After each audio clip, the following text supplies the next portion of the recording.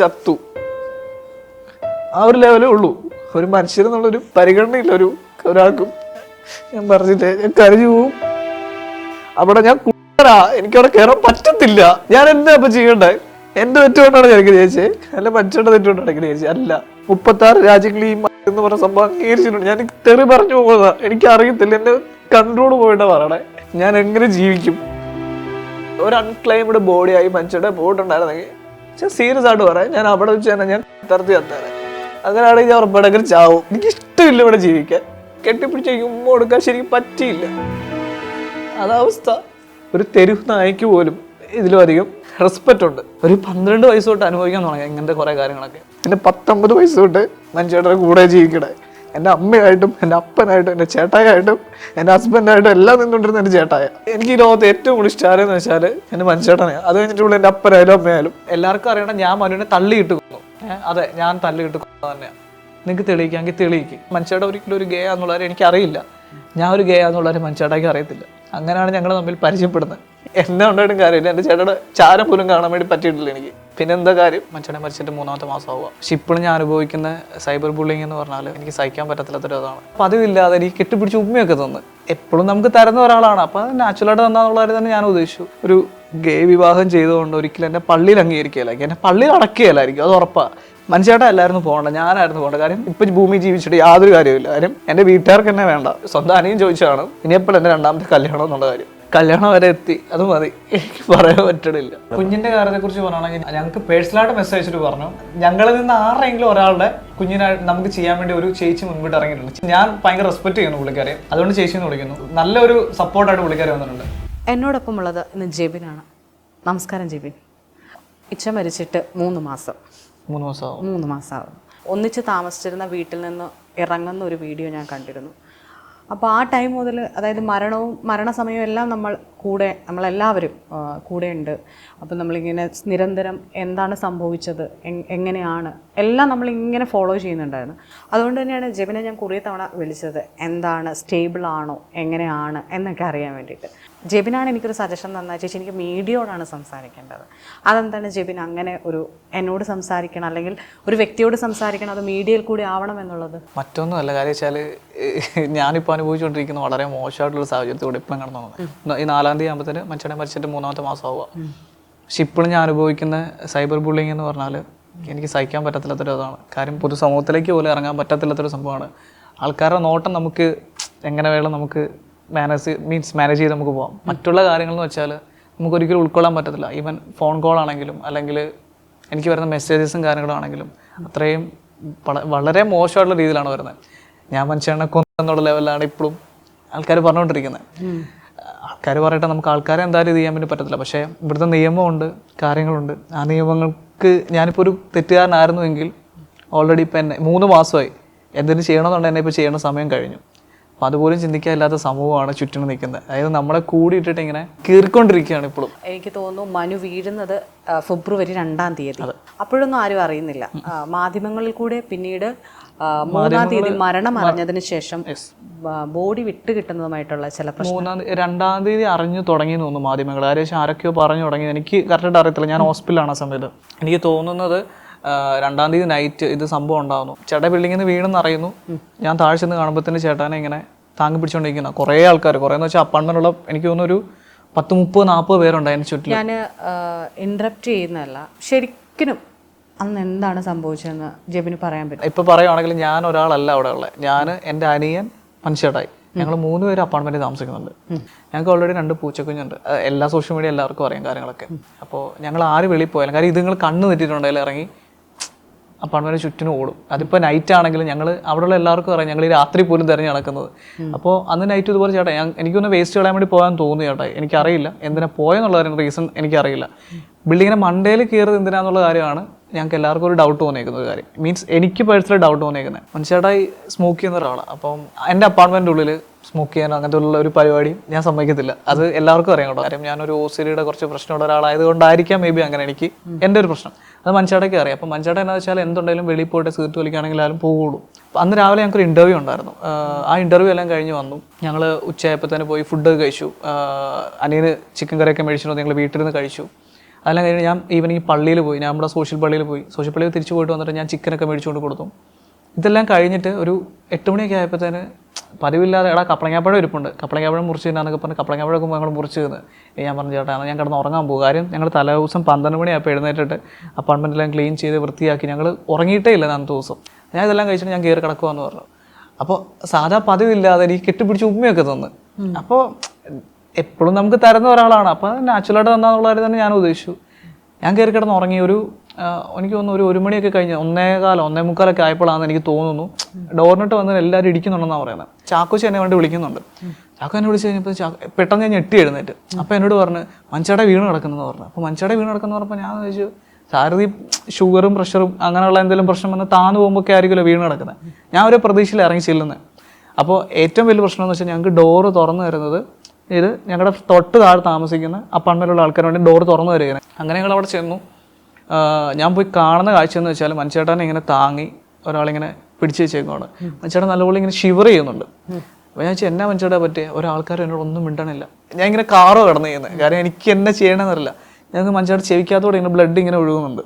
അപ്പോൾ പിന്നെ താടിയിൽ ഒഴുകുന്നു. അപ്പം ഞാനത് വെച്ച് വലിയ സംഭവമൊന്നുമില്ല. പക്ഷേ ആൾക്കാരും എന്നോടൊന്നും മിണ്ടണമില്ല, ആരും എന്നോടൊന്നും പറയണില്ല. ഇപ്പം ഷെമീറിയേട്ട നമ്മുടെ കടയുടെ ഷെമീറിയേട്ടൊക്കെ വന്നു. ഇവരാണ് ആംബുലൻസ് പിടിച്ചു തന്നതെന്നൊക്കെ പറയണത്. അപ്പോൾ ഇവരെടുത്തിട്ട് ആംബുലൻസ് കയറ്റി തന്നു. അപ്പോൾ ഞാൻ കരുതി ഇവരാരെങ്കിലും ഒക്കെ വരും എന്നുള്ള കാര്യം. ആരും വരണില്ല. ഞാനെടുത്ത് ഒറ്റയ്ക്ക് കൊണ്ടുപോവുക. ആ വീണ് കിടക്കുമ്പോൾ ഞാൻ ആയ്മ വിളിക്കുന്നത് എൻ്റെ അമ്മേനെയും ജോജോ എന്ന് പറഞ്ഞ ചേട്ടനാണ്, മനുഷ്യൻ്റെ ചേട്ടൻ. ഞാൻ വിളിച്ച് പറയുമ്പോഴത്തേന് ആദ്യമേ ഒരു 5 കോൾ 6 കോളൊന്നും ജോജോയുടെ എടുത്തിട്ടില്ല. ഒരു 7ാമത്തെ കോൾ 8ാമത്തെ കോൾ ഞാൻ മെഡിക്കൽ കോളേജ് ചെന്നപ്പോൾ ചേട്ടൻ ഫോൺ എടുക്കുന്നു. ഞാൻ എടുത്തിട്ട് സംസാരിച്ച് കഴിഞ്ഞപ്പോഴത്തേന് ഓക്കെ മോനെ ഞാൻ ഇപ്പോൾ വിളിക്കാമെന്ന് പറഞ്ഞിട്ട് കട്ട് ചെയ്തിട്ട് പിന്നെ അവരുടെ കോളൊന്നുമില്ല.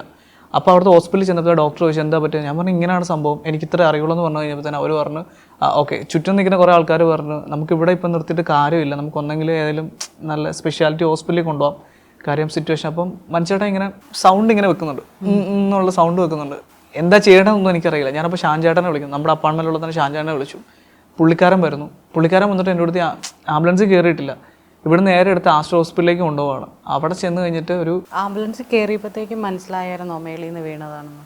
എന്നോട് പറഞ്ഞു, ആൾക്കാരെല്ലാം പറഞ്ഞു. അതായത് 2 കൂട്ടുകാരന്മാരെ കണ്ടോണ്ട് നിൽക്കുകയാണ് മനുഷ്യരുടെ നേരെ മണ്ടേന്ന് താഴെ വന്ന് വീഴുന്നത്. ഞങ്ങൾ ആസ്റ്റർ മെഡിസിറ്റി ചെന്നൊരു എനിക്ക് തോന്നുന്നു ഒരു അരമണിക്കൂർ കഴിഞ്ഞപ്പോൾ സ്കാൻ ചെയ്യാൻ വേണ്ടി കൊണ്ടുപോകണമെന്ന് പറഞ്ഞു. ആദ്യമേ അവിടെ ചെന്ന് കഴിഞ്ഞപ്പോഴത്തേനും അവർ പറഞ്ഞു വലിയ കുഴപ്പമില്ല എന്നുള്ള ലെവലാണ് പറഞ്ഞത്. പക്ഷേ വീണ്ടും വേറെ എന്തൊക്കെയോ ചെയ്തു, എനിക്ക് അറിയത്തില്ല എന്താ ചെയ്യുന്നുള്ള കാര്യം. അവരവിടെ ചെന്ന് എന്തൊക്കെ ചെയ്ത് കഴിഞ്ഞപ്പോഴത്തേനും പറഞ്ഞു ബ്ലഡ് ഇങ്ങനെ ഫുൾ ഇങ്ങനെ സ്പ്രെഡായിട്ടുണ്ട് എല്ലായിടത്തും കൂടെ എന്നൊക്കെ പറഞ്ഞു. അപ്പോൾ ഓപ്പറേഷൻ ചെയ്യുവാണെങ്കിൽ നമുക്ക് ബോഡി ഇങ്ങനെ എന്നാ പാരലൈസ്ഡ് ആയിട്ട് കിടക്കും, എങ്കിലും നമുക്ക് കിട്ടുമെന്ന് പറഞ്ഞു. അപ്പോൾ അതിനുവേണ്ടി ഞാൻ കുത്തിയിരുന്ന് വിളിക്കുക വീട്ടുകാരെ. കാര്യം എനിക്ക് ഒന്നും ചെയ്യാൻ പറ്റില്ല ലീഗലി.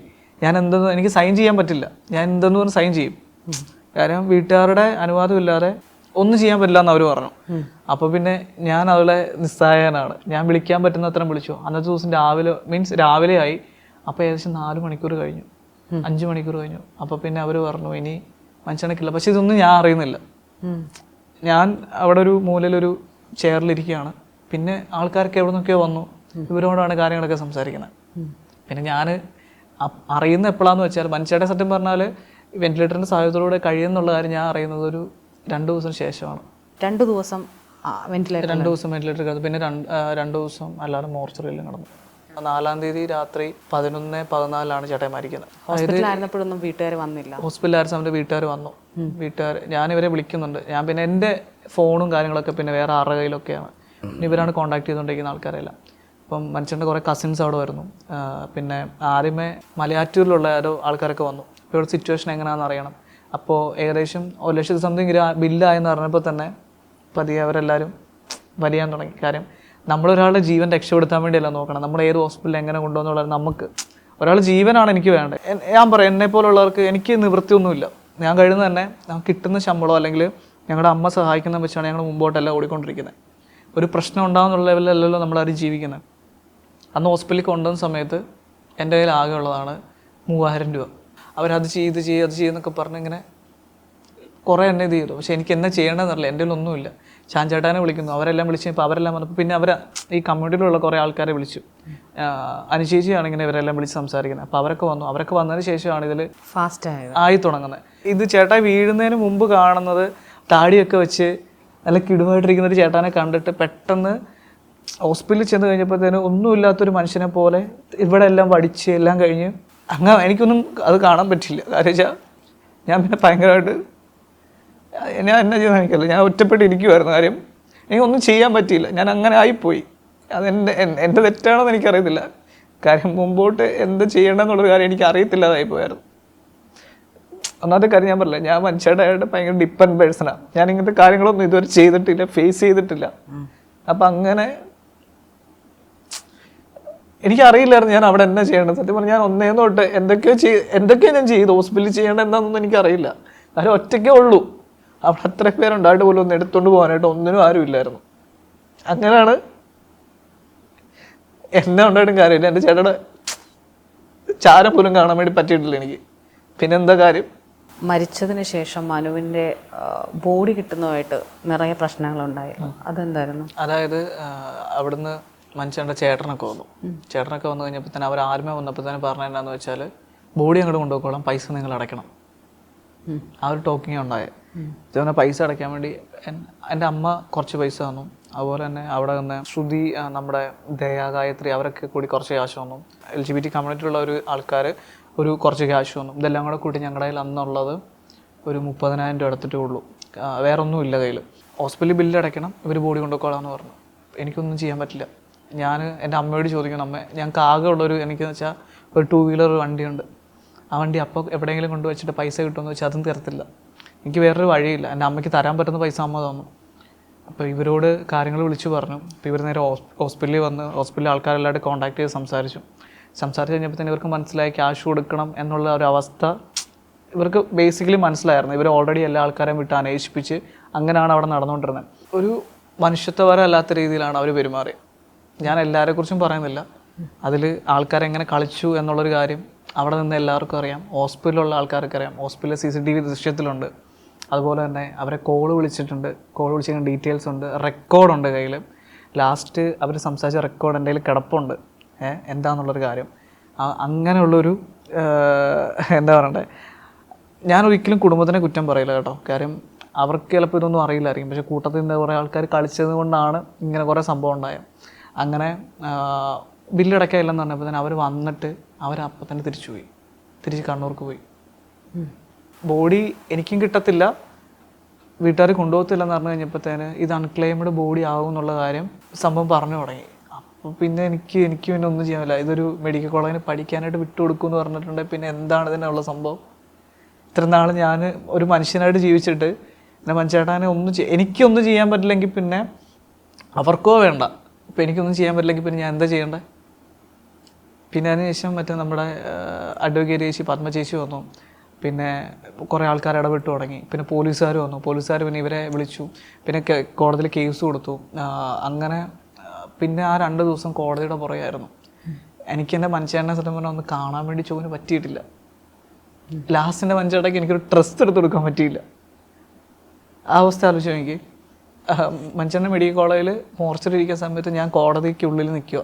ഞാൻ എൻ്റെ ഈ പ്രായത്തിൽ അനുഭവിച്ചിരിക്കുന്നത് എന്തൊക്കെ പ്രശ്നമാണെന്ന് എനിക്ക് തന്നെ അറിയില്ല. കാര്യം ഒരു 12 വയസ്സ് തൊട്ട് അനുഭവിക്കാൻ തുടങ്ങി ഇങ്ങനത്തെ കുറേ കാര്യങ്ങളൊക്കെ. അതിപ്പോഴും ഇങ്ങനെ തന്നെ പോകുന്നത്. പിന്നെ കുറേ പൊതുസമൂഹം കൂടെ ഇങ്ങനെ നമ്മൾ ചെയ്തിട്ടില്ലാത്ത കാര്യത്തിൽ പുറകെ നമ്മളെ ഇങ്ങനെ ക്രൂശിച്ചുകൊണ്ടിരിക്കുമ്പം സഹിക്കാൻ പറ്റത്തില്ല. സത്യം പറഞ്ഞാൽ ഞാൻ പറയാം, ആദ്യം എന്ന് പറയുന്ന സംഭവം എൻ്റെ മുമ്പിൽ ഇപ്പോൾ സത്യം പറഞ്ഞാൽ കടന്നു പൊയ്ക്കൊണ്ടിരിക്കുകയാണ്. പല വട്ടങ്ങളും അതെ. ഞാനിപ്പോൾ ഒറ്റയ്ക്കിരിക്കുകയാണെങ്കിൽ വെറുതെ കണ്ണിൽ കൂടെ വെള്ളം വരും. ഞാൻ ബസ്സിൽ പോവുകയാണെങ്കിൽ ഒറ്റയ്ക്ക് സംസാരിക്കും, അല്ലെങ്കിൽ റൂമിൽ ഇരിക്കുകയാണെങ്കിലും സംസാരിക്കും. ഇപ്പം അനിയൻ റൂമിലുണ്ടെന്ന് പറഞ്ഞാൽ അവൻ്റെ കാര്യങ്ങൾ മാത്രമേ ഇൻവോൾവ് ആവുള്ളൂ. ഇവൻ എന്നോടൊന്ന് സംസാരിക്കാനായിട്ടോ അല്ലെ. എൻ്റെ അമ്മ വേറെ സ്ഥലത്ത് വർക്ക് ചെയ്യണം. അപ്പോൾ ഞാൻ പറയട്ടെ, എൻ്റെ ഇപ്പോൾ ഒരു പീക്ക് ലെവൽ ഭയങ്കര മോശമാണ്. ഈ സമയത്ത് എൻ്റെ കൂടെ ആരുമില്ല, ഒരു ഒറ്റ മനുഷ്യരില്ല എൻ്റെ കൂടെ. ഇപ്പം ഞാൻ പറയാം, നമുക്ക് എന്തെങ്കിലും ഒരു സംഭവം ഉണ്ടെങ്കിൽ നമ്മുടെ കൂടെ നിൽക്കുന്ന അമ്മയാണേലോ അല്ലെ അച്ഛനാണേലും മോനെ സാരമില്ല എന്ന് ആശ്വസിപ്പിക്കാൻ വേണ്ടി ആരെങ്കിലും ഉണ്ട്, ഓക്കെ കുഴപ്പമില്ല. ഇത് പക്ഷെ അങ്ങനല്ല, ഒരൊറ്റ മനുഷ്യരില്ല കൂടെ. അപ്പോൾ നമുക്കുണ്ടാകുന്ന വിഷമം എന്നാന്നുള്ളത് നമുക്ക് അറിയുള്ളൂ. ഇവിടെ ഇങ്ങനെ ഒരു വലിയൊരു ഭാരമാണ്. അതൊന്നും ഞാൻ പറഞ്ഞില്ലേ, ഇതൊന്നും ആൾക്കാർക്ക് മനസ്സിലാകത്തില്ല.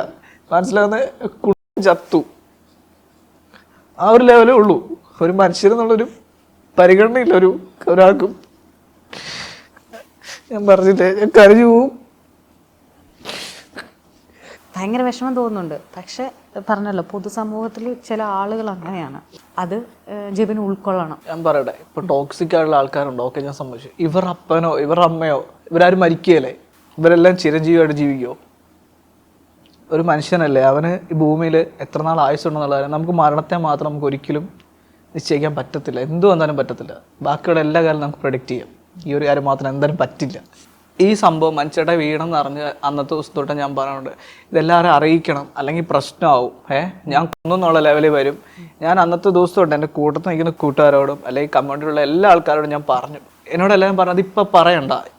എന്നോട് അങ്ങനെ പറഞ്ഞുകൊണ്ടിരുന്നത്. അപ്പോൾ സത്യം പറഞ്ഞാൽ ഞാൻ പറയട്ടെ, ഞാൻ അന്നത്തെ ദിവസം ഇങ്ങനെ എവിടെയെങ്കിലും ഒന്ന് ഇരുന്ന് കഴിഞ്ഞിട്ടുണ്ടെങ്കിൽ അവിടെ ഇരിക്കുന്നതല്ലാതെ എൻ്റെ എല്ലാ കാര്യം നിയന്ത്രിച്ചുകൊണ്ടിരുന്ന അവരാണ്.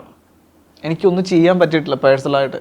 ഇപ്പം ഞാൻ എല്ലാവരോടും പറയുന്നുണ്ട്, ഇപ്പം മനുഷ്യൻ്റെ വീട്ടിലോട്ടായാലും ഞാൻ വിളിച്ച് സംസാരിക്കും. എൻ്റെ ഏറ്റവും കൂടുതൽ വിഷമം എന്താണെന്ന് വെച്ചാൽ മനുഷ്യൻ്റെ വീട്ടുകാരായിട്ട് സംസാരിച്ച് കഴിഞ്ഞപ്പോൾ തന്നെ അവരിത്രയും ബാഡായിട്ടുള്ള ഒരു സംഭവം ചിന്തിക്കുകയുള്ള ഒരിക്കലും ഞാൻ പ്രതീക്ഷിച്ചിട്ടില്ല.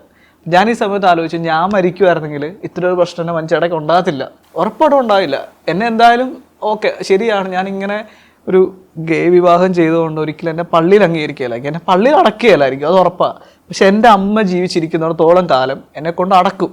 അത് ദഹിപ്പിക്കുമായാലും അല്ലെങ്കിൽ എന്തെങ്കിലും ചെയ്യും, ഉറപ്പാണ്, എനിക്കത് 100%. പക്ഷേ എന്നെ മനുഷ്യേട്ടാ അല്ലായിരുന്നു പോകേണ്ടത്, ഞാനായിരുന്നു പോകേണ്ടത്. കാര്യം എന്നെ മനുഷ്യേട്ടായി കുറച്ചും കൂടെ മനുഷ്യൻ്റെ അമ്മേനായാലും നോക്കായിരുന്നു. അത് വയ്യാതിരിക്കുന്ന ഒരാൾ, അച്ഛനായാലും അവരുടെ പ്രായ ആൾക്കാരാണ്.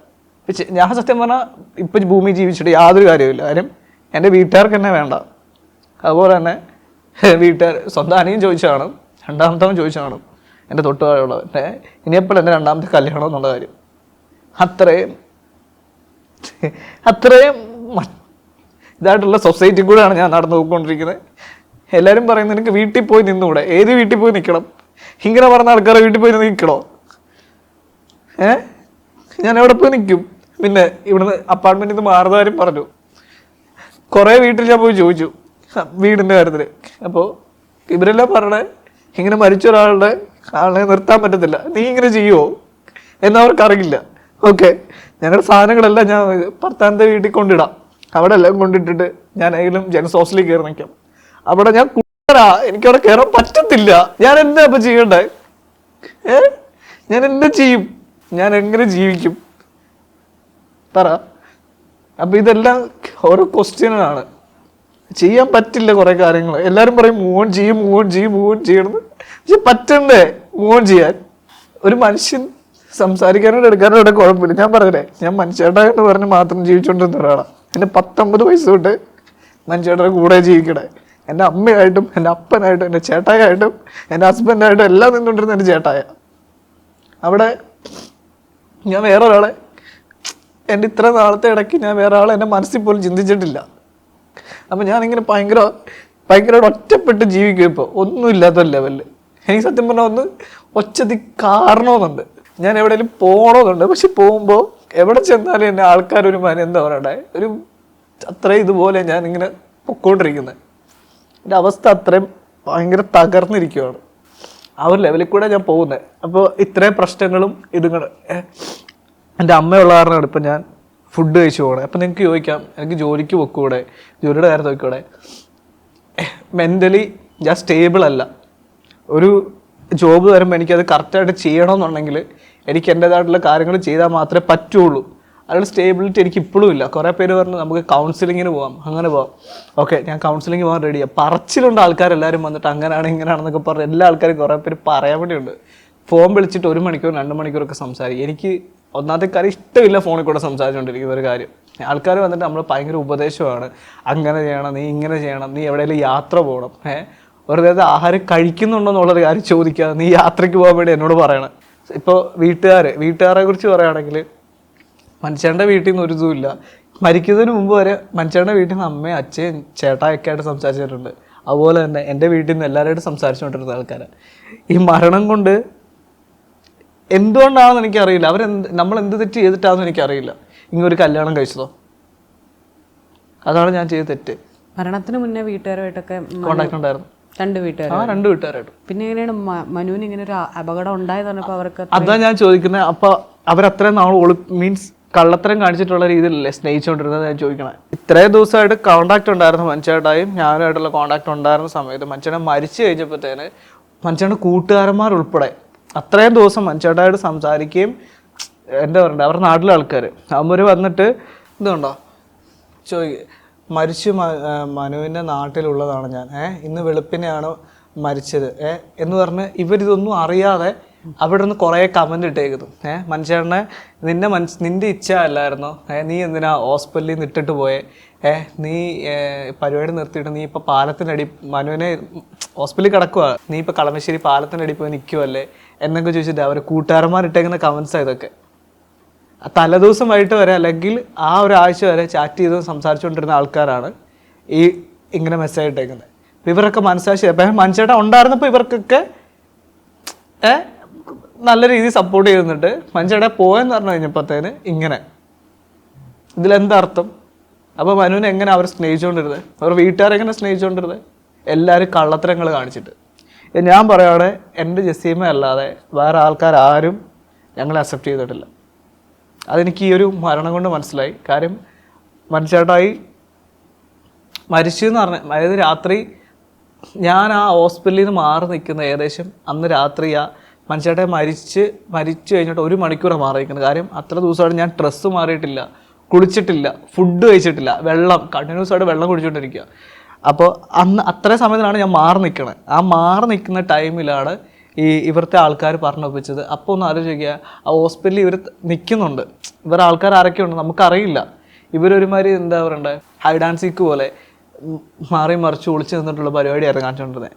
1 മണിക്കൂർ മാറി നിന്നതിന് ഇവരെല്ലാം പറഞ്ഞ് ഞാൻ മനുവിനെ ഇട്ടയച്ചിട്ട് പോയി പിന്നെ അങ്ങനെ ഇത് ഇങ്ങനെ എന്നൊക്കെ ഉള്ളവർ. വീട്ടുകാർ വരാതെ നമുക്ക് ബോഡി വിട്ട് കിട്ടത്തില്ല, അല്ലെങ്കിൽ പോലീസ് മീൻസ് കോർട്ടിൽ നിന്ന് ഇത് കിട്ടാതെ എനിക്ക് ബോഡി തരത്തില്ല. ആ ഒരു സിറ്റുവേഷൻ വന്നപ്പോൾ ഞാൻ ആ തറയെ കിടക്കുക. ഞാൻ എൻ്റെ അവസ്ഥ ആലോചിച്ച് നോക്കി. ഞാൻ എന്നിട്ട് പറഞ്ഞ് മനുഷ്യൻ്റെ ബോഡി വിട്ടൊക്കെ ഇത്ര 1,00,000 സംതിങ് രൂപ പിരിഞ്ഞ് നമുക്ക് കിട്ടി. അപ്പോൾ അത് കിട്ടുന്നതിന് മുമ്പ് ഞാൻ പറഞ്ഞു ഒന്നും വേണ്ട, ഞാൻ എൻ്റെ കിഡ്നി ഞാൻ അവിടെ പറഞ്ഞു എല്ലാവരോടും എനിക്കിപ്പോൾ വേറെ വഴിയില്ല, എന്നെ വേണം ചെക്ക് ചെയ്യുമോ, നിങ്ങൾക്ക് എടുക്കാൻ പറ്റും നിങ്ങൾ എടുത്തിട്ട് എൻ്റെ മനുഷ്യനെ വിട്ട് തന്നാൽ മതി ഞാൻ പറഞ്ഞു. ഇവരാരും ഒരു രീതിയിലും നമ്മളൊരു എന്താ പറയണ്ടേ ഒരു രീതിയിൽ നമ്മളാരും അടുക്കണില്ല. ഇവർ വന്നിട്ട് പറയണം അപ്പോഴും ഈ കോർട്ടിൽ നിന്നുള്ള ഓർഡർ വന്നു കഴിഞ്ഞപ്പോൾ തന്നെ ഇവർക്ക് മനസ്സിലായി. പിന്നെ സോഷ്യൽ മീഡിയയിൽ കൂടെ ഇങ്ങനെ ന്യൂസ് എല്ലാം ആയിക്കഴിഞ്ഞപ്പോൾ ഇവർക്ക് മനസ്സിലായി ഇനിയും ബോഡി കൊണ്ടുപോയില്ലെങ്കിൽ ഇവരെ മോശക്കാരാക്കും. കാര്യം അങ്ങനെ ആയി, എല്ലായിടത്തൂടെയും പറഞ്ഞു തുടങ്ങി. കാര്യം ഇതിൻ്റെ റീസൺ എന്താണെന്നുള്ള കാര്യം കറക്റ്റായിട്ട് എല്ലാവരും അറിഞ്ഞു കഴിഞ്ഞപ്പോൾ തന്നെ എല്ലാവർക്കും മനസ്സിലായി. ഇനി ഇങ്ങനെ എന്ന് വെച്ചിട്ടുണ്ടെങ്കിൽ ഇവർക്കൊരു നാണക്കേടാവുന്നുള്ള കാര്യം മനസ്സിലാക്കി കഴിഞ്ഞപ്പോൾ അവർ വീണ്ടും തിരിച്ചു വരുന്നു. അവർ വന്നിട്ട് അവർ വരുന്നതേ കോർട്ടിൽ നിന്ന് ഒരു ഓർഡറും കിട്ടാതെ ഇവർ അപ്പം തന്നെ ആംബുലൻസായിട്ട് അവർ വരുന്നത് ഇങ്ങോട്ട്. അപ്പോൾ എനിക്ക് തോന്നുന്നു ഇവർക്ക് ചിലപ്പോൾ അറിയാമായിരിക്കും. കാര്യം എന്തായാലും എനിക്ക് ബോഡി വിട്ട് തരത്തില്ല. കാര്യം ഞാൻ ബ്ലഡ് റിലേഷൻ അല്ല, ഞാൻ വെറും ഒരു പാർട്ട്ണർ എന്ന് പറഞ്ഞാൽ ഒന്നുമില്ല, അതുപോലും ഇല്ല, ഒരു ഫ്രണ്ട് പോലും അല്ല. കാര്യം ഇവിടുന്ന് അവരെന്നോട് പറഞ്ഞു ചേട്ടായി കേട്ടോ, കാര്യം ശരിക്കും പറയാതിരിക്കാൻ പറ്റത്തില്ല. ചേട്ടൻ പുള്ളി എന്നോട് ഇത് ഒരു മോശമായിട്ട് എന്നോട് പെരുമാറിയിട്ടില്ല കേട്ടോ. നമുക്ക് പറയുമ്പോൾ എല്ലാം പറയണത് ഒരു മോശമായിട്ട് പെരുമാറിയില്ല. പുള്ളി എന്നെ മോനെ നീയും ആംബുലൻസിൽ കയറിക്കുക, പക്ഷേ എൻ്റെ കൂട്ടത്തിലുള്ള ആൾക്കാരും പറഞ്ഞ് കയറണ്ടെന്ന്. കാര്യം വെച്ചാൽ അതുപോലെയാണ് ആൾക്കാർ മറ്റുള്ളവർ നിന്നുകൊണ്ടിരുന്നത്. കാര്യം അന്ന് ഞങ്ങൾ അവിടെ രാവിലെ ചേട്ടായുടെ അടുത്ത് ചെന്നു, മീൻസ് അതിന് മുമ്പ് ഞങ്ങൾ പോലീസ് സ്റ്റേഷനിൽ ചെന്നു. അവിടെ പോലീസ് സ്റ്റേഷനിൽ ചെന്ന് കഴിഞ്ഞപ്പോൾ അവർ നമുക്ക് ഇതിന് വരുമായിരുന്നു, നമുക്ക് പ്രൊട്ടക്ഷനായിട്ട് വരുമായിരുന്നു അവിടെ ചെന്നു. പക്ഷേ അവിടെ ചെന്ന് കഴിഞ്ഞപ്പോഴത്തേന് ആൾക്കാരും എല്ലാവരും കൂടെ നമ്മളെ അവരുടെ കണ്ണിലറിയാം, നമ്മളെ എല്ലാം വേണ്ടി നിൽക്കുന്ന ദേഷ്യം എന്നുള്ള കാര്യം. നാട്ടിൽ അവരുടെ വീട്ടിൽ ചെന്ന് കഴിഞ്ഞപ്പോൾ തന്നെ ആൾക്കാരൊക്കെ ഇങ്ങനെ നമ്മൾ പോകുന്ന വഴി കൂടെ പറയും അതായത് മനുവിൻ്റെ ഭാര്യ വരുന്നുണ്ടെന്ന് പറഞ്ഞ് നിങ്ങൾ ആലോചിച്ച് നോക്കി, ഒരു മാനസികാവസ്ഥ ഒന്ന് ആലോചിച്ച് നോക്കി. അത്രയും തകർന്നിരിക്കുന്ന സമയത്ത് നമ്മൾ പോവുക, അപ്പോഴും നമ്മളിങ്ങനെ കുറ്റപ്പെടുത്തുകയും മാത്രമേ ഉള്ളൂ. ഞാൻ അവിടെ പോയൊരു കസേരയിലിരുന്നു, ആൾക്കാർ മുഴുവൻ എന്നെ ഇങ്ങനെ ഇരുത്തി നമ്മളെ ദഹിപ്പിക്കുകയല്ലേ, അതായിരുന്നു സംഭവം. ഞാൻ പറഞ്ഞു നമുക്ക് പോവാം, എനിക്ക് അടക്കുന്ന സ്ഥലത്ത് പോയി നമുക്ക് ഇരുന്നാൽ മതി, ഇവിടെ നിന്ന് കഴിഞ്ഞിട്ടുണ്ടെങ്കിൽ ശരിയാകത്തില്ല. പോലീസുകാർ കൊണ്ട് എന്നോട് പറഞ്ഞു നീ ഇവൻ്റെ ആരാന്ന് ചോദിച്ചു. എനിക്കിവിടെ ഇരിക്കാനുള്ള അധികാരം കോർട്ടാണ് വന്നേക്കുന്നത്, എന്നെ ഇവിടെ നിന്ന് ആരും ഒന്നും ചെയ്യത്തില്ല. അവരത്രയും നമ്മോട് സഹകരിച്ചു. ലാസ്റ്റ് മനുഷ്യനെ എന്താ പറയണ്ടേ അടക്കാൻ വേണ്ടി കൊണ്ടുപോയി അവിടെ ചെന്ന് കഴിഞ്ഞപ്പോഴത്തേന് അവിടെ പോയി കഴിഞ്ഞപ്പോഴത്തേനും പിന്നെ എനിക്കൊന്നും ചെയ്യാൻ പറ്റാത്തൊരു കാര്യം. അത്രയും നേരം നമ്മുടെ കൂടെ എനിക്ക് അതിനു മുമ്പ് വരെ മനുഷ്യനെ അടയ്ക്കാൻ മതിയെന്നേ ഉള്ളൂ. കാര്യം തണുത്ത് കുറച്ച് ഫ്രീസറിനെ തിരിക്കുക ചേട്ടായി, പിന്നെ എൻ്റെ അത് പോയി. ഞാൻ ചേട്ടനെ ദയിപ്പിക്കുന്ന സ്ഥലത്ത് ഞാൻ പോയി കണ്ടു. ഞാൻ ഒരു ഉമ്മ മാത്രമേ കൊടുത്തിട്ടുള്ളൂ, ജസ്റ്റ് ഒരു ഉമ്മ നെറ്റിയിൽ. അപ്പോൾ എൻ്റെ മനുഷ്യടൻ ഇങ്ങനെ നമ്മുടെ കരിങ്കല്ലില്ലേ, കരിങ്കല്ല് നമ്മൾ എങ്ങനെ തൊടും, ആ ഉമ്മ കൊടുക്കാൻ നമുക്ക് അറിയാം. ഞാൻ പിടിച്ചൊന്ന് കെട്ടിപ്പിടിച്ചേക്കും ഉമ്മ കൊടുക്കാൻ ശരിക്കും പറ്റിയില്ല. അതവസ്ഥ. അന്ന് ഞാൻ ഇവിടെ ഒരു 2-3 ദിവസത്തിന് മുമ്പ് എൻ്റെ കൂടെ ഉണ്ടായിരുന്ന ആൾ, കാര്യം അത്ര ഹാപ്പിയായിട്ട് നിന്നുകൊണ്ടിരുന്ന ഒരാൾ ഒരു നിമിഷം ഇല്ലാതായി പോയി കഴിഞ്ഞപ്പോൾ അത് കല്ല് പോലായി. കുറേ ദിവസം എല്ലാവരും ഇട്ട് തട്ടി മനുഷ്യണ്ടാണ്. അതായത് സത്യം പറഞ്ഞാൽ ഇവിടെ നമുക്ക് ഞാൻ മോശമായിട്ട് പറയാൻ കേട്ടോ, നമുക്ക് ഒരു തെരുവ് നായ്ക്ക് പോലും ഇതിലും അധികം റെസ്പെക്റ്റ് ഉണ്ട്. ഞാൻ പറയട്ടെ, ഒരു അൺക്ലെയിംഡ് ബോഡിയായി മനുഷ്യരുടെ ബോർഡ് ഉണ്ടായിരുന്നെങ്കിൽ ഞാൻ സീരിയസ് ആയിട്ട് പറയാം, ഞാൻ അവിടെ വെച്ച് തന്നെ ഞാൻ തരത്തി തന്നേനെ.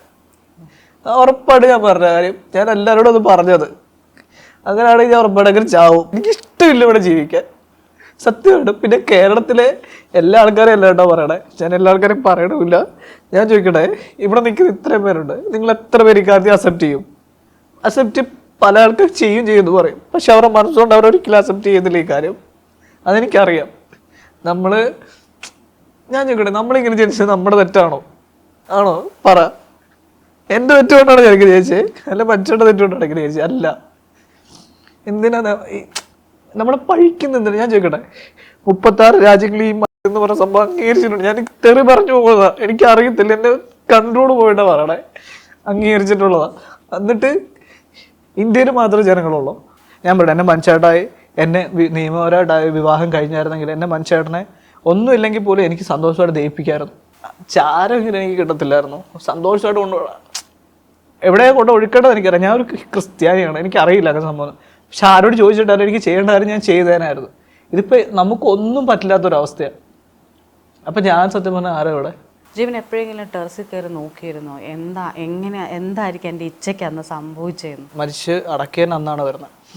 മണ്ടച്ച് നോക്കിയപ്പോൾ കാര്യം അപ്പം തന്നെ ഓൾറെഡി മറ്റേ പോലീസുകാർ വന്നു, മറ്റേ ഇൻക്വസ്റ്റ് നടപടിയൊക്കെ എടുത്തു. പിന്നെ ഈ ഫോറൻസിക്കുകാർ വന്നു, അവരെല്ലാം വന്നിട്ടെല്ലാം എന്തൊക്കെയുണ്ടോ സംഭവങ്ങളെല്ലാം പിന്നെ നമ്മുടെ അപ്പാർട്ട്മെൻറ്റ് ഉള്ളിൽ വന്നിട്ട് എടുത്തു. എന്തൊക്കെയൊക്കെ ചെയ്തിട്ട് അവർ പോയത്. അവർ പോയി. ഇപ്പോൾ പോയി കഴിഞ്ഞപ്പോൾ മണ്ടയിൽ കയറി നോക്കിയപ്പോഴത്തേനും മനുഷ്യരുടെ ചെരുപ്പ് അപ്പാർട്ട്മെൻറ്റ് അല്ലെ ടോപ്പിൽ ഇങ്ങനെ ഇവിടെ കിടപ്പുണ്ട്. അതുപോലെ തന്നെ മനുഷ്യരുടെ ഒരാളുടെ കാൽപ്പാതേ ഉള്ളൂ, മനുഷ്യരുടെ തന്നെ ആയിരിക്കും, അല്ലെ പിന്നെ ഇറങ്ങി നടന്ന ആളല്ലോ. അപ്പോൾ അവിടെ ഓൾറെഡി കഴുകി, മീൻസ് ടാങ്ക് എപ്പോഴും കഴുകുമ്പോൾ തന്നെ ഫുള്ളിങ്ങനെ ചെളിയും സാധനങ്ങളെല്ലാം ഉണ്ട്. അപ്പോൾ മനുഷ്യരുടെ അവിടെ നിന്ന് ഇറങ്ങി ഇങ്ങനെ നടന്നേക്കുന്ന കറക്റ്റ് കാൽപ്പാടുണ്ട്. ഒരാളുടെ കാൽപ്പാട് മാത്രമേ ഉള്ളൂ അവിടെ ഉണ്ട്. എനിക്ക് തോന്നുന്നു, എനിക്കറിയില്ല കേട്ടോ, എൻ്റെ ഇത് എനിക്ക് പറയാനുള്ളൂ. ചിലപ്പോൾ ആ ചെളി തെറ്റി വീണതായിരിക്കാം, അറിയില്ല. ഞാൻ പലപ്പോഴും ചിന്തിച്ചിട്ടുണ്ട്, ഞാൻ പലപ്പോഴും അവിടെ പോയി ഇരിക്കാറുണ്ട്. കാര്യം ഇങ്ങനെ അവിടെ നമുക്കൊരു ടാങ്ക് വെച്ചേക്കുന്ന ഒരു സംഭവമുണ്ട്, എന്താ ഇങ്ങനെ കയറി, അപ്പോൾ അവിടെ നമുക്ക് ഇരിക്കാം. ഞാൻ അവിടെ പോയി, എനിക്ക് വിഷമം വരുമ്പോൾ ഞാൻ അവിടെ പോയി ഇരിക്കും. ഇപ്പോഴും ആ വീട്ടിൽ തന്നെയായിരുന്നു? അവിടെ നിന്ന് ഇറങ്ങിയോ? ഇല്ല, അവിടെ തന്നെ. അപ്പോൾ ആ വീഡിയോയിൽ ഇറങ്ങുന്നത് ഞാൻ അതിനുശേഷം വീണ്ടും ഞാൻ വീഡിയോ ഇട്ടിട്ടുണ്ടായിരുന്നു. അതായത് ഞാൻ അവിടെ നിന്ന് പോകുന്ന എല്ലാ കാര്യങ്ങളും പറഞ്ഞ് പിറ്റേ ദിവസം രാവിലെ നമുക്ക് അവിടെ നിന്ന് ഇറങ്ങണം. എനിക്ക് സഹിക്കാൻ പറ്റുന്നില്ല, കാര്യം വെച്ചാൽ അത്രയും ഇമോഷണലായിട്ടാണ് ഞാൻ ഒരു വീഡിയോ ചെയ്തത്. ഈ വീഡിയോ എൻ്റെ അമ്മ കണ്ടിട്ട് അമ്മ ഓണറിനെ വിളിക്കും. ഓണറിനെ വിളിച്ചിട്ട് കാര്യം പറഞ്ഞു കഴിഞ്ഞപ്പോഴത്തേനും അവർ ഓക്കെ കുഴപ്പമില്ല. പക്ഷേ ഒരു കാര്യമുണ്ട്, കാര്യം ഞാൻ ചിലപ്പോൾ ഇവിടുന്ന് പോയായിരുന്നെങ്കിൽ ചിലപ്പോൾ ഞാൻ തകർന്നു പോകുമായിരുന്നു. കാര്യം വെച്ചാൽ എന്നെക്കൊണ്ട് പിന്നെ ഒന്നിനും കഴിവില്ല. ചിലപ്പോൾ നിങ്ങൾ കുറച്ച് ആൾ കഴിയുമ്പോൾ എന്നെ വല്ല എവിടെയെങ്കിലും മെൻ്റൽ ഹോസ്പിറ്റലിൽ ജീവനുണ്ടെന്നുള്ള കാര്യം അറിയുള്ളായിരുന്നു, ഉറപ്പാണ്. അവിടെ ഉണ്ടായിരുന്നതുകൊണ്ട് മാത്രമാണ്. കാര്യം എനിക്കിപ്പോൾ അവിടെ നിൽക്കുമ്പോൾ ചേട്ടായുടെ ഓർമ്മയുണ്ട്, എനിക്ക് ചേട്ടായിട്ട് സംസാരിക്കാൻ പറ്റുന്നുണ്ട്. എനിക്ക് എന്തെങ്കിലും വിഷമം ഉണ്ടെങ്കിൽ ഞാൻ അവിടെ പോയി ചേട്ടായുടെ അടുത്ത് ഇരിക്കും. താഴെ ഞാൻ എപ്പോൾ എവിടെ പോകണമെങ്കിലും ഞാൻ ചേട്ടയോട് പോയി പറഞ്ഞിട്ടേ ഓടും. ഞാൻ ലാസ്റ്റ് കാണുന്നത് ചേട്ടാ ഇങ്ങനെ ഇവിടെ വീണിട്ട് ഇങ്ങനെ താങ്ങി പിടിച്ച് കിടക്കുന്ന ഒരു സംഭവമാണ് കാണുന്നത്. ഞാൻ എപ്പോൾ ആയാലും ഞാൻ അവിടെ വേറെ വണ്ടി കയറ്റി വെച്ചേക്കുവാണെങ്കിൽ ഞാൻ വണ്ടി കുറച്ചും കൂടെ കയറ്റി വെച്ചേക്കും. കാര്യം എനിക്ക് അത്രയും ഒരു പ്രീഷ്യസ് ആണ് ആ പ്ലേസ്. കാര്യം അത് ഞാൻ പറയട്ടെ, ഞങ്ങളൊരു 8ാമത്തെ വർഷം ഇപ്പോൾ അവിടെ താമസിക്കുന്നത്. അപ്പോൾ 8 വർഷമായിട്ട് ഞങ്ങളുടെ നല്ലതും ചീത്തയായിട്ടുള്ള എല്ലാ ഓർമ്മകളും അവിടെ ഉള്ളത്. അപ്പോൾ അവിടെ വിട്ടിട്ട് എനിക്ക് വേറൊരു സ്ഥലമില്ല. സത്യം പറയാമല്ലോ, എനിക്ക് എൻ്റെ കയ്യിൽ ക്യാഷ് ഉണ്ടായിരുന്നെങ്കിൽ ഞാൻ സത്യം പറഞ്ഞാൽ അപ്പാർട്ട്മെൻറ്റ് മേടിച്ചേനായിരുന്നു. കാര്യം എനിക്ക് അത്രയും പ്രിയപ്പെട്ടതാണ്. ഒരു കുടുംബം എങ്ങനെയാണ് ജീവിക്കുന്നത് അങ്ങനെയാണ് ഞങ്ങളവിടെ ജീവിച്ചത്. എനിക്ക് തോന്നുന്നു നിങ്ങളുടെ കല്യാണം കഴിഞ്ഞ സമയത്ത് കഴിഞ്ഞ 2023 ജനുവരിയിൽ നിങ്ങളുടെ ഒരു ജീവിതം തുടങ്ങിയെന്ന് പറയുന്നത് അതുക്കും മുന്നേ ആയിരുന്നു. അതായത് ഒരു 7 വർഷം മുന്നേ നിങ്ങൾ പ്രണയിച്ചിരുന്നു. ഈ അവസരത്തിൽ പ്രണയം കൂടെ ഒന്ന് പറഞ്ഞു പോക്കോ. എനിക്ക് പ്രണയത്തെക്കാളും കൂടെ എനിക്ക് മനുഷ്യരോട് പ്രണയമല്ലായിരുന്നു. എനിക്ക് മനുഷ്യരോട് ഞാൻ പറയാം, എൻ്റെ അമ്മ, എൻ്റെ അപ്പൻ, എൻ്റെ ചേട്ടൻ, എനിക്കൊരു ചേട്ടൻ, അങ്ങനെ ആരുമില്ല. അപ്പം എനിക്ക് ഇവരെല്ലാം തരം സ്നേഹം എൻ്റെ മനുഷ്യട്ട തന്നിട്ടുണ്ട്. അങ്ങനെ ഞാൻ മനുഷ്യട്ടനെ ഇഷ്ടപ്പെട്ടു. ഞാൻ പറയാം, ഞാൻ മനുഷ്യട്ട ഒരിക്കലും ഒരു ഗേ ആണെന്നുള്ളവരെ എനിക്കറിയില്ല. ഞാൻ ഒരു ഗേ ആണെന്നുള്ളവരെ മനുഷ്യട്ടയ്ക്ക് അറിയത്തില്ല. അങ്ങനെയാണ് ഞങ്ങൾ തമ്മിൽ പരിചയപ്പെടുന്നത്. എങ്ങനെയാണ് പരിചയപ്പെട്ടത്? സോഷ്യൽ മീഡിയ വഴി, ഫേസ്ബുക്കിൽ കൂടെ പരിചയപ്പെടുന്നത്. ഞാനാണ് മീൻസ് മെസ്സേജ് അയക്കണായവൻ. കുറേ പേർക്കറിയ കാര്യങ്ങളൊക്കെ ഞാൻ പറഞ്ഞു അടുത്ത. അപ്പോൾ പറയുമ്പോൾ ഒന്നുകൂടെ മനുവിനെയും കൂടെ നമ്മുടെ ഇന്റർവ്യൂവിലേക്ക് വരാമല്ലോ. എല്ലാ പ്രാവശ്യം ഇവിടെ ഉണ്ട് പുള്ളി, അതെനിക്കറിയാം. കാര്യം വെച്ചാൽ പുള്ളി ഉള്ളപ്പോൾ എനിക്കറിയാം. അതുകൊണ്ടല്ലേ നമുക്കറിയാൻ സംഭവം ഉണ്ടെന്നുള്ള കാര്യം എനിക്ക് ഉറപ്പാണ്. കാര്യം ഞാൻ മെസ്സേജ് അയക്കുന്നു. മെസ്സേജ് അയച്ചിട്ട് ഞങ്ങൾ ഏകദേശം ഒരു 1.25 വർഷം ഞങ്ങൾ മെസ്സേജിലൂടെ മാത്രം, നേരിട്ട് കണ്ടിട്ടൊന്നുമില്ല. എനിക്ക് ആ സമയത്തുണ്ടായിരുന്ന X2 എന്ന് പറഞ്ഞൊരു ഫോണാണ് ഉള്ളത്. അല്ല നമുക്ക് വീഡിയോ കോൾ അങ്ങനത്തെ കാര്യമൊന്നും ചെയ്യാൻ പറ്റില്ലല്ലോ. പിന്നെ അങ്ങനെ കുറേ നാൾക്ക് ശേഷം പിന്നെ ഞാൻ ചേട്ടായിട്ട് കാണുന്നു. എന്താ പറയുക, കണ്ട് ഞാൻ ആയമ കയറി കയ്യിൽ പിടിച്ച്, പിന്നെ കെട്ടിപ്പിടിച്ച് എനിക്ക് ഉമ്മ തന്ന് കല്യാണം വരെ എത്തി. അത് മതി, എനിക്ക് പറയാൻ പറ്റണില്ല. ഞാൻ റീക്രിയേറ്റ് ചെയ്തതോ ഒന്നുമല്ല. നമ്മൾ നല്ല ഗോൾഡൻ മെമ്മറീസ് ഉണ്ട് നിങ്ങൾക്ക് നമ്മുടെ കയ്യിൽ. ഞാൻ പറയാം, ഈ ഓരോ ദിവസവും ഈ ഫോണിൻ്റെ അകത്ത് ഇങ്ങനെ അറിയാലോ നമുക്കിങ്ങനെ ഇതിൻ്റെ ഈ സംഭവങ്ങളെല്ലാം ഓരോ ദിവസം ഇങ്ങനെ വരും. ഇപ്പോൾ നമുക്ക് ഇങ്ങനെ വയസ്സിൽ വരും. അപ്പോൾ കഴിഞ്ഞ വർഷം നടന്ന എല്ലാ കാര്യങ്ങളും ഇങ്ങനെ വന്നുകൊണ്ടിരിക്കും. ഇതിൻ്റെ ഏറ്റവും കൂടുതൽ ഞാൻ മനുഷ്യരുടെ മാത്രമേ ഉള്ളൂ, വേറെ ആരുമില്ല. എനിക്ക് ചിലപ്പോൾ ഞാൻ ദൈവമേ നാളെ എന്നെ കൊണ്ട് ഓർപ്പിക്കല്ലേ എന്ന് പറഞ്ഞാൽ ഞാൻ കിടന്ന് കിടക്കും. രാവിലെ എഴുന്നേൽക്കുമ്പോൾ ഇതാ കാണുന്നത്. ചിലപ്പോൾ താങ്ങാൻ പറ്റില്ല. രാവിലെ ഞാൻ പറയട്ടെ, ഒരു ഫുഡ് എടുത്ത് വെക്കുമ്പോൾ ഒരു മനുഷ്യരുടെ എനിക്ക് ഓർമ്മ വരുന്നത്. മനുഷ്യരുടെ കഴിച്ചോ എന്നെ എടുക്കുമായിരിക്കും എന്നൊക്കെ ഉള്ള ലെവലേക്ക് ചിന്ത വരും. അറിയോ, ഇതൊരു കരച്ചിലായി പോയി, എനിക്കറിയില്ല. ഞാൻ എനിക്ക് വേണ്ടി സത്യം പറഞ്ഞാൽ ജീവിച്ചിട്ടില്ല ഇതുവരെ. എന്നെ വേണമെങ്കിലും മനുഷ്യട്ടൊക്കെ വേണ്ടിയാണ്. എനിക്ക് വേണ്ടി ഞാൻ ഒന്നും ചെയ്തിട്ടില്ല ഇതുവരെ, സത്യമായിട്ടും. അതെന്നെ അറിയാം, ആൾക്കാർക്കറിയാം, ആ അപ്പാർട്ട്മെൻറ്റിലുള്ള ആൾക്കാർക്കറിയാം. മനുഷ്യട്ട എന്ത് പറഞ്ഞാലും മനുഷ്യട്ടയ്ക്ക് വേണ്ടി ചെയ്യാം. അങ്ങനെ നോക്കിയേക്കുന്നത്.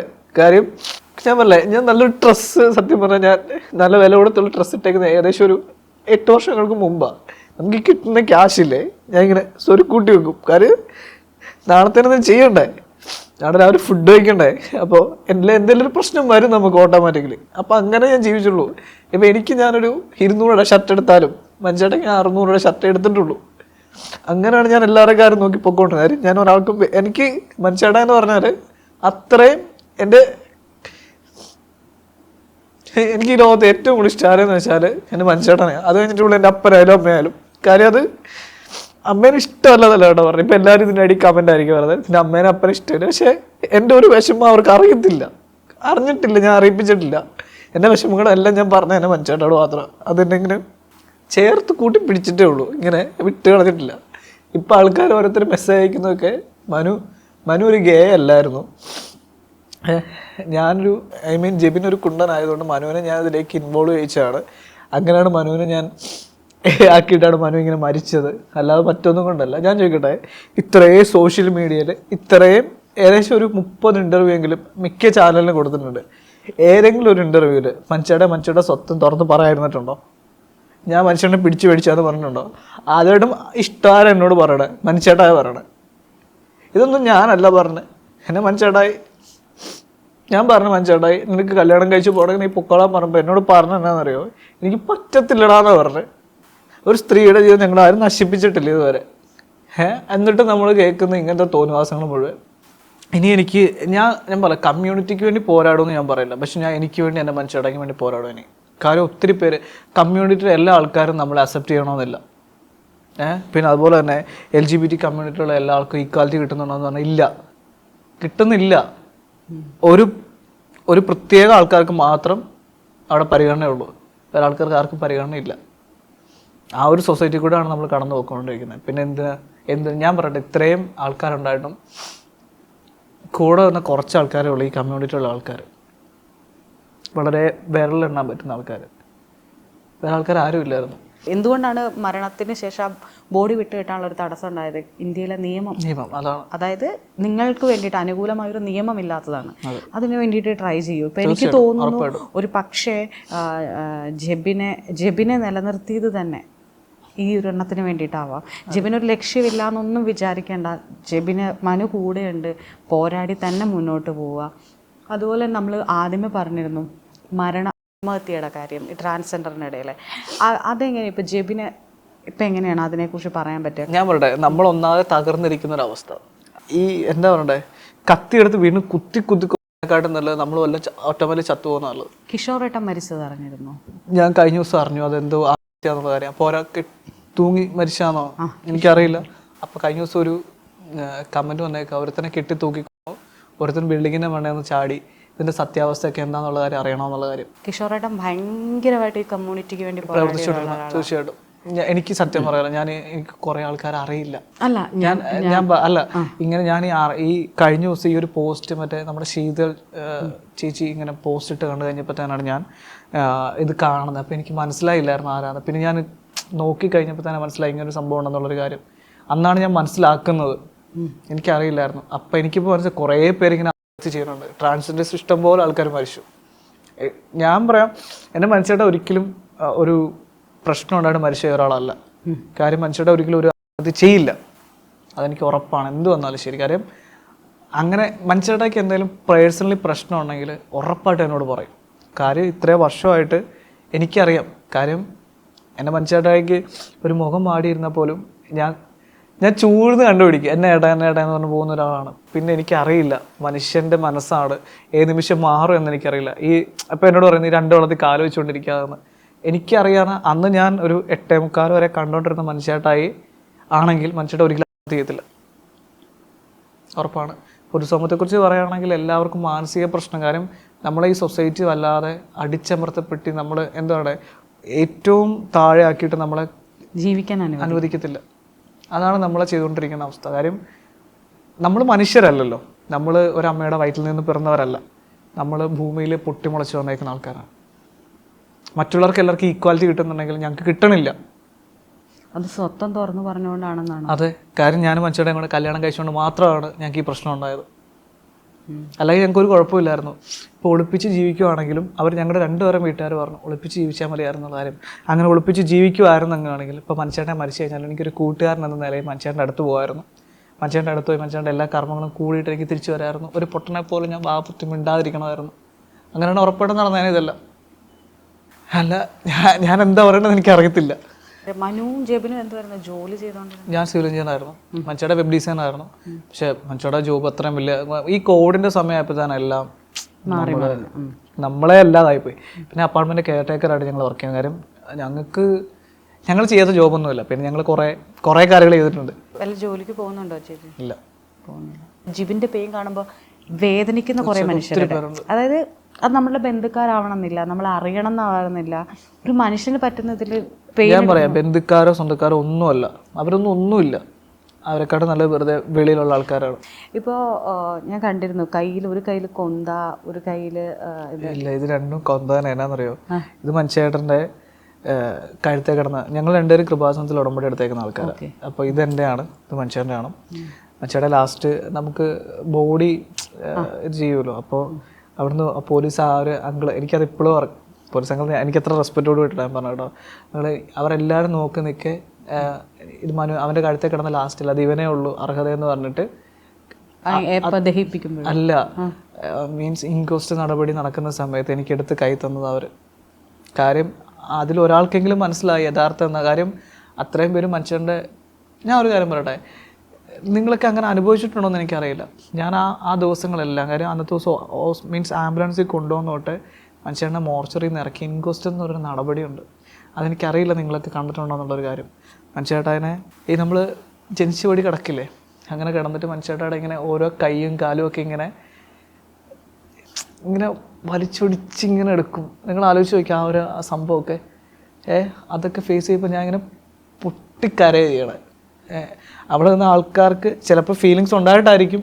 അവരുടെ കൂട്ടത്തിൽ നിന്ന് ആൾക്കാരെല്ലാം മനു മണ്ടേന്ന് കഴിഞ്ഞിട്ട് മനുവിൻ്റെ ബോഡിക്കൊന്നും ഒരു കുഴപ്പമില്ലല്ലോ, ഒടിവോ ചതവോ ഒന്നുമില്ലല്ലോ, പിന്നെ തലയിൽ കൂടെ ബ്ലീഡിങ് ഒന്നും വരുന്നില്ലല്ലോ എന്നൊക്കെ ഉള്ള ആൾക്കാരെല്ലാം അവിടെ നിന്ന് ആൾക്കാരെല്ലാം ചുറ്റും നോക്കുക. ഒരു ആ കിടക്കുന്ന സ്വന്തം കൂടപ്പുറപ്പാണെന്നോ അല്ലെങ്കിൽ ആ കിടക്കുന്ന ഒരാളാണെന്നുള്ളൊരു കാര്യം ആർക്കും ഇല്ല.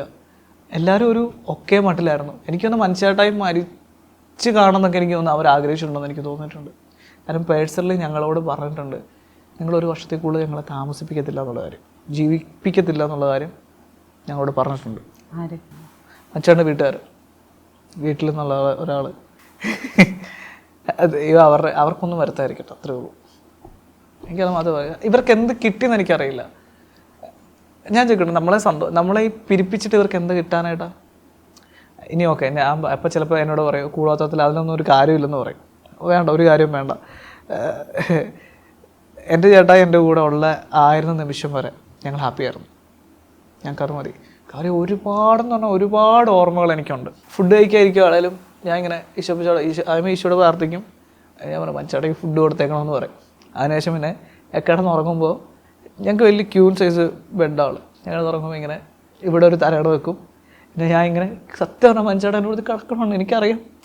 ഇപ്പോൾ സൈബർ ബുള്ളിങ്ങിന് എങ്കിൽ പിന്നെ താങ്കൾക്ക് കേസ് കൊടുത്തുകൂടെ? ഞാൻ കേസ് കൊടുക്കാൻ വേണ്ടി കുറച്ച് ആൾക്കാരുടെ പേര് എഴുതി വെച്ചിട്ടുണ്ട്. അല്ലാതെ ഡീറ്റെയിൽസും കാര്യങ്ങളെല്ലാം ഞാൻ എടുത്തിട്ടുണ്ട്. ഉറപ്പായിട്ടും ഞാൻ അവരുടെ പേരിൽ ഏകദേശം ഒരു 13 പേരുണ്ട്. കാര്യം ഉറപ്പായിട്ടും സൈബർ ബുള്ളിങ് എന്ന് പറഞ്ഞ സംഭവം ക്രിമിനൽ ഒഫൻസ് ആണ്. അപ്പോൾ ഉറപ്പായിട്ടും അത് കേസ് കൊടുക്കും. ഞാൻ 100% കേസ്. കാര്യം ഞാനാണ് മനുഷ്യേട്ടനെ കൊന്നെന്നുള്ള ലെവലിലാണ് പല ആൾക്കാരും മെസ്സേജ് ഒറിജിനൽ ഐ ഡി എന്നിട്ടുണ്ട്. ഫേക്ക് ഐ ഡിന്ന് കുറേ ടോക്സിക് ആയിട്ടുള്ള ആൾക്കാരിട്ടുണ്ട്. അതെനിക്ക് ഇല്ല, പക്ഷേ എങ്കിലും അതും കണ്ടുപിടിക്കാനുള്ള സംഭവം ഞാൻ ചെയ്തിട്ടുണ്ട്. ഞാൻ മിണ്ടാതിരിക്കുകയല്ല. എനിക്ക് മിണ്ടാതിരിക്കേണ്ട ആവശ്യമില്ല. കാര്യം എനിക്കിപ്പോൾ എൻ്റെ കാര്യം ഇനി നേരെ പോകും. കാര്യം എനിക്ക് എൻ്റെ കാര്യം മാത്രം നോക്കിയാൽ മതി. ഞാൻ ഇനിയിപ്പോൾ നാളെ മരിച്ചാലോ ഇന്ന് മരിച്ചാലോ ഞാൻ ഓക്കെയാണ്. എനിക്ക് ഒരു സംഭവമില്ല. എനിക്കിപ്പോൾ താഴെ ഭൂമി മണ്ഡല ആകാശം അത്രേ ഉള്ളൂ. എനിക്കിനി ഒന്നും ചിന്തിക്കേണ്ട ആവശ്യമില്ല. ഞാൻ അത്രയും പേർക്ക് വരെ കേസ് കൊടുക്കും. കേസ് കൊടുക്കുകയും ചെയ്യും. ഇനി അമ്മാരെ പൊതുസമൂഹത്തിന് മുമ്പിൽ ഒന്ന് മാപ്പ് പറയണം. ഞാൻ ചോദിക്കട്ടെ, ഞാനാണ് കൊന്നതെന്നെങ്കിൽ ഇപ്പോൾ ഓൾറെഡി എന്നെ അകത്തിടേണ്ട സമയം കഴിഞ്ഞു. നമുക്ക് നോളജായിട്ട് ചിന്തിക്കാനുള്ള കുറേ കാര്യങ്ങളുണ്ട് ഇവിടെ. അത് ചിന്തിക്കാനുള്ളൊരു കഴിവ് വേണം. ഓക്കെ, ഇനിയില്ല, ഇനി മുമ്പോട്ടുള്ള അന്വേഷണ കാര്യങ്ങളൊക്കെ വരട്ടെ. വരുമ്പോൾ ആയാലും എന്നാലും കേസ് ഞാൻ സ്വന്തമായിട്ട് കേസ് കൊടുത്തിട്ടുണ്ട്. അറിയോ, ഈ പോലീസ് സ്റ്റേഷനിൽ ഞാനിപ്പോൾ 2-3 പ്രാവശ്യമായിട്ട് പോകണം.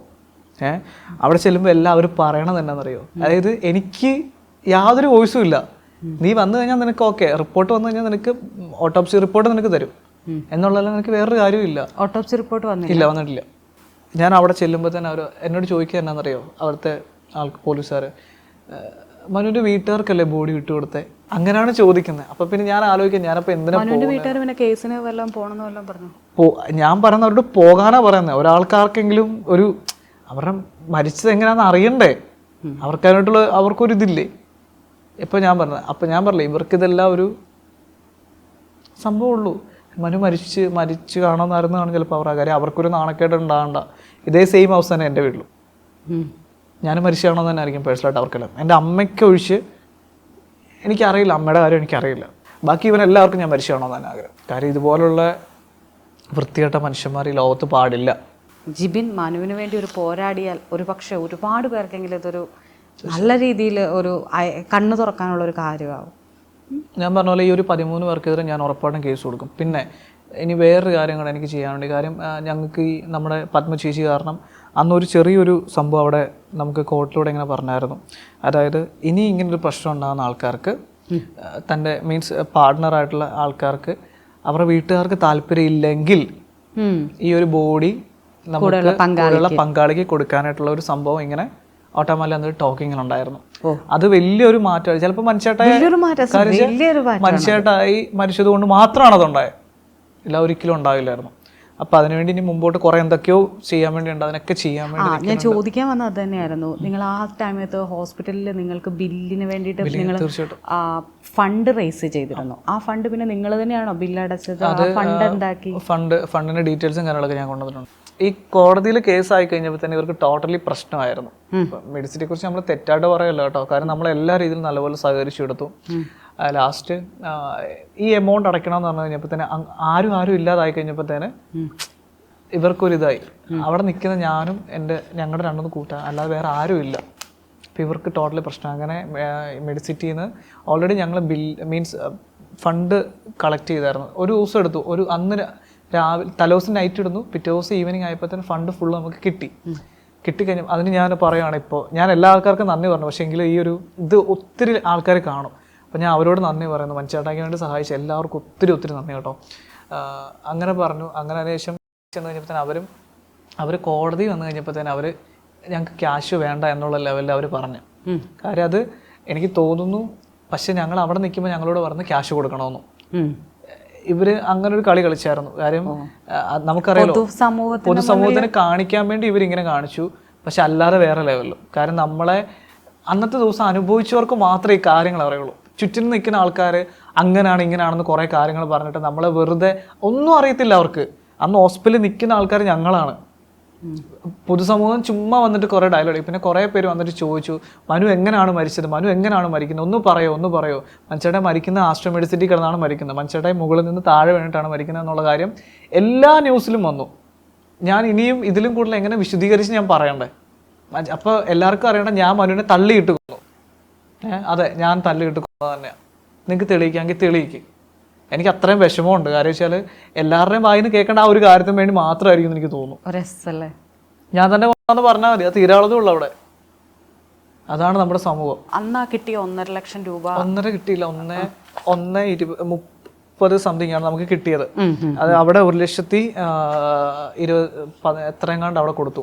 പിന്നെ ബാക്കി എൻ്റെ കയ്യിൽ അന്നൊരു 20,000 രൂപ ഉണ്ടായിരുന്നു കയ്യിൽ. എനിക്ക് മനുഷ്യൻ്റെ വീട്ടിലേക്ക് പോകാൻ വേണ്ടിയുള്ള വണ്ടിക്കൂലിയും കാര്യങ്ങളൊക്കെ ബാക്കി കിട്ടിയ 1,20,000 രൂപ എങ്ങാണ്ടാണ് നമുക്ക് കിട്ടിയത് ടോട്ടലി. അത് ബാക്കി എൻ്റെ ഇരുന്ന പൈസയും കൊണ്ട് ഞങ്ങളെല്ലാം പോയി അടയ്ക്കെല്ലാം കഴിഞ്ഞിട്ട് ഞങ്ങൾ തിരിച്ചു വന്നു. അതാണ് സത്യം പറഞ്ഞാൽ ചെയ്തത്. ഇതിൻ്റെ എല്ലാ പ്രൂഫും കാര്യങ്ങളും ഞാൻ കൊണ്ടുവന്നിട്ടുണ്ട്. പിന്നെ ഓട്ടോപ്സിയുടെ റിപ്പോർട്ട് ഇതുവരെ കിട്ടിയിട്ടില്ല. കിട്ടിക്കഴിഞ്ഞാൽ ഉറപ്പായിട്ടും ഞാൻ എൻ്റെ ചാനലിൽ കൂടെ തന്നെ ഇടും. പിന്നെ എല്ലാവരും ചോദിക്കുന്നത് നീ ചാനലിൽ കയറി മെഴുകുന്ന എന്തിനാന്നുള്ള കാര്യം. ഞാൻ ആകെ ഇട്ടേക്കുന്ന 4 വീഡിയോ ആണ്. ഒന്നാമത്തെ കാര്യം, ഞാൻ സോഷ്യൽ മീഡിയയിൽ ഞാനോ മനുഷ്യരുടെ ആക്റ്റീവ് അല്ല. അത് എല്ലാവർക്കും അറിയാം, ഞങ്ങൾ ആക്റ്റീവ് അല്ല എന്നുള്ള കാര്യം. വല്ലപ്പോഴും മാസം ചിലപ്പോൾ 2 റീൽസ് ആയിരിക്കും ഞങ്ങൾ ഇടുന്നത്. ഇനി എൻ്റെ ജീവിതം എന്ന് വരെ ഞാൻ ജീവിച്ചിരിക്കുന്നുണ്ട്, അന്ന് വരെ ഞാൻ ഉറപ്പായിട്ട് മനുഷ്യരുടെ എൻ്റെ വീഡിയോസ് ഞാൻ കണ്ടിന്യൂസ് ആയിട്ട് ഇട്ടുകൊണ്ടിരിക്കും. ആരും കാണാൻ താല്പര്യമില്ല, കാണണ്ട, സ്കിപ്പ് ചെയ്തു. ഞങ്ങൾ ഇഷ്ടപ്പെടുന്ന ഒത്തിരി ആൾക്കാരുണ്ട്. എനിക്ക് അവർക്ക് വേണ്ടി വീഡിയോ ചെയ്തേ പറ്റൂ. കാര്യം ഇനി എൻ്റെ ജീവിതം, ഇനി എൻ്റെ ഓരോ നിമിഷങ്ങളും ഞാൻ എല്ലാ ആൾക്കാരും അറിയിച്ചേ ചെയ്യുള്ളൂ.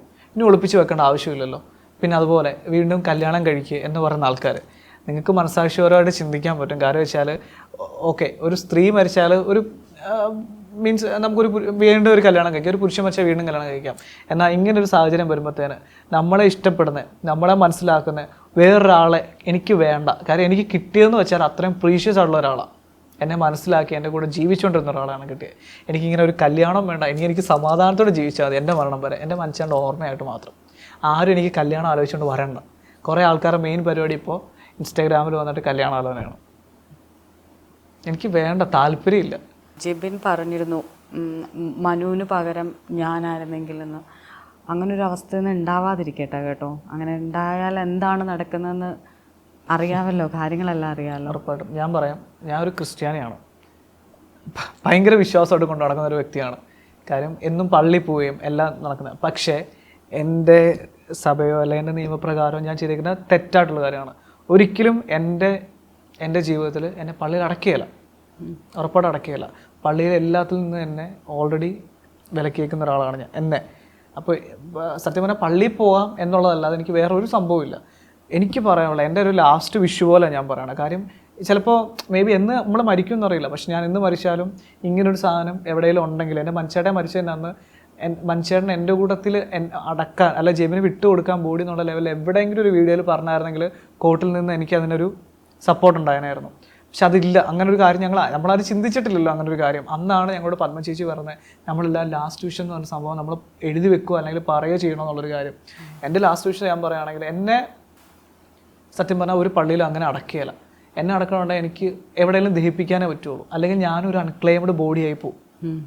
ഇത്ര നാളും ജീവിച്ചു മെഡിക്കൽ കോളേജിന് വിട്ടുകൊടുക്കുന്ന വേറെ ഒരു ബോഡി, അങ്ങനെ ആകാൻ വേണ്ടി എനിക്ക് താല്പര്യമില്ല. അതുകൊണ്ട് എൻ്റെ ഒരു കാര്യം പറയുകയാണ്, ഞാൻ മരിച്ചു കഴിഞ്ഞാൽ എൻ്റെ ഇതിലേക്ക് വിട്ടുകൊടുക്കാതെ എവിടെയെങ്കിലും ദഹിപ്പിക്കുക. അതിനുവേണ്ടി ചിലപ്പോൾ എൻ്റെ അക്കൗണ്ടിൽ ഞാൻ ക്യാഷ് ഇട്ടേക്കുക. എൻ്റെ എല്ലാ കാര്യങ്ങളും ഞാൻ എൻ്റെ അനിയനെ ഞാൻ ഏൽപ്പിച്ചിട്ടുണ്ട്. കാര്യം അതിപ്പോൾ എൻ്റെ ഒരു ഇതായിട്ടാണ് പറയണത്. കാര്യം എനിക്ക് വേറെ ആരും ഇല്ല ഇനിയിപ്പോൾ ചെയ്യാൻ വേണ്ടി. ഒരു പെട്ടി മേടിക്കാനോ അല്ലെങ്കിൽ എനിക്കൊരു ഡ്രസ്സ് ലാസ്റ്റ് ഉടുപ്പിക്കാനായിട്ടുള്ള ക്യാഷ് ഞാൻ എഴുതി വെച്ചിട്ടുണ്ട്. എന്നെ ദഹിപ്പിക്കുക അല്ലാതെ ഒരു മതത്തിന് ഒരു സമൂഹത്തിന് എന്നെ വിട്ടു കൊടുക്കരുത്. അതെൻ്റെ ഒരു അപേക്ഷയാണ്. എൻ്റെ മനുഷ്യനെ പോലെ ഇനി ആർക്കും ഒരു ദുരവസ്ഥ ഉണ്ടാവില്ല. സ്വന്തമായിട്ട് നമ്മളെപ്പോലുള്ള കമ്മ്യൂണിറ്റിയിലുള്ള ഏതൊരു ആൾക്കാരാണെങ്കിലും ഞാൻ ഓപ്പണായിട്ട് സംസാരിക്കുകയാണ്. കാര്യം നമുക്ക് വേണ്ടി ഒരു ലാസ്റ്റ് വിഷ് എഴുതി വെക്കുക, അല്ലെങ്കിൽ ഒരു മുദ്രപത്രത്തിൽ തയ്യാറാക്കി വെക്കുക. കാര്യം ഇനിയില്ലെങ്കിൽ എൻ്റെ മനുഷ്യമായിട്ട് അനുഭവിച്ച പോലെ എല്ലാം നിങ്ങളും അനുഭവിക്കേണ്ടി വരും. അത് മാത്രമേ എനിക്ക് പറയാനുള്ളൂ. ഞാൻ ഉൾപ്പെടുന്ന സമൂഹത്തിൽ നമ്മൾ അവർക്ക് കൊടുക്കുന്ന ഒരു എന്താ പറയുക, ഒരു ഏറ്റവും വൃത്തികെട്ട അല്ലെങ്കിൽ ഏറ്റവും മോശമായൊരു ട്രീറ്റാണ് നിങ്ങൾ ചെയ്തുകൊണ്ടിരുന്നത്. കുറേ കാര്യങ്ങൾ എല്ലാവർക്കും വേണ്ടി സത്യം പറഞ്ഞാൽ ഞാൻ മാപ്പ് ചോദിക്കുന്നു. നിങ്ങൾ മൂവ് ഓൺ ചെയ്യുക, ആ സമൂഹത്തിന് വേണ്ടി ജീവിക്കുക. എന്താണെങ്കിലും നല്ലൊരു ഭാവി, മീൻസ് ആ പറഞ്ഞൊരു പ്രതീക്ഷയുണ്ടല്ലോ കോടതി അന്ന് പറഞ്ഞേ, ആ പ്രതീക്ഷ കൈവിടാതിരിക്കുക. ഒരിക്കലും. Thank you.